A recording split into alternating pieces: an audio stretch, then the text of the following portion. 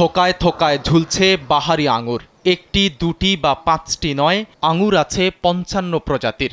প্রতিটিই আবার ভিন্ন ভিন্ন স্বাদের। শুধু আঙুর নয়, আছে অন্যান্য ফলজ গাছ। এমন শতাধিক গাছের সবগুলোতেই ফল ধরে আছে। অবাক করা ব্যাপার হলো, এত সব আয়োজন মাত্র ১৫০০ বর্গফুটের একটি ছাদের মধ্যে।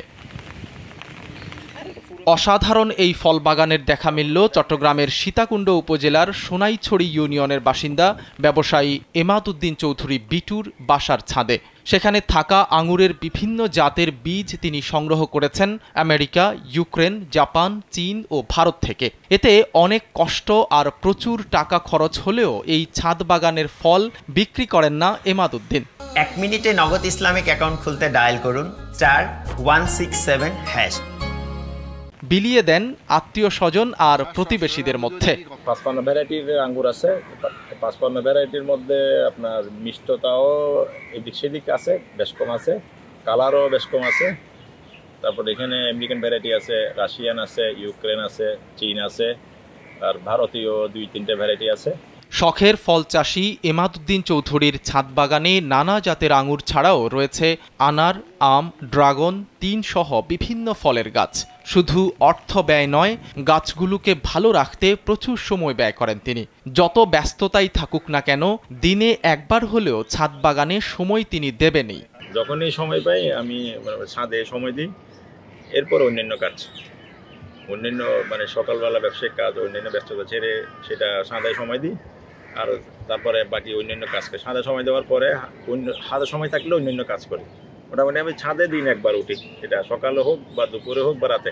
এমাদ উদ্দিন চৌধুরী জানান, ছাদ বাগান করার কারণে তীব্র গরমেও তার ঘর থাকে ঠান্ডা। পাশাপাশি পরিবারের পুষ্টি চাহিদাও ভালোভাবে যোগান দেয়া যায়। তিনি জানান, বাজারের ফলে থাকে বিষাক্ত ফরমালিন। সেটা শরীরের জন্য ক্ষতিকর তো বটেই, ফলের স্বাদও থাকে না খুব একটা। তাই সম্ভব হলে ছাদ বাগান করার আহ্বান জানান এমাদ উদ্দিন। বাজার থেকে যে আঙ্গুরগুলো খাই, ওগুলো তো অপরিপক্ক আঙ্গুরগুলো ওরা কেটে ওটা কোল্ড স্টোরেজ ফ্রিজিং কন্টেনারে করে আমাদের বাংলাদেশে পাঠায়। সেটা আবার চীন থেকে আসে, ইন্ডিয়া থেকে আসে। ইন্ডিয়াতে বাইরেও আসে, আপনার অস্ট্রেলিয়া থেকে আসে। ওগুলো আপনার আঙ্গুর পরিপক্ক হওয়ার মিনিমাম 15-20 দিন আগে ওরা হারভেস্ট করে ওরা হরমোন দিয়ে শিপে পাঠায় বা যে কোনো মাধ্যমে পাঠায়। ওই আঙ্গুরের স্বাদ আর এই আঙ্গুরের স্বাদ আপনি কখনো মিলাতে পারবেন না। আর ওগুলার স্বাদ আর এটার স্বাদ শতগুণ বেটার, এটা ফ্রেশ। সীতাকুণ্ড উপজেলা কৃষি কর্মকর্তা হাবিবুল্লাহ বলেন, দিন দিন কৃষি জমির পরিমাণ কমে যাওয়ায় সবাইকে ছাদ বাগান করার ব্যাপারে উৎসাহ দেওয়া হচ্ছে।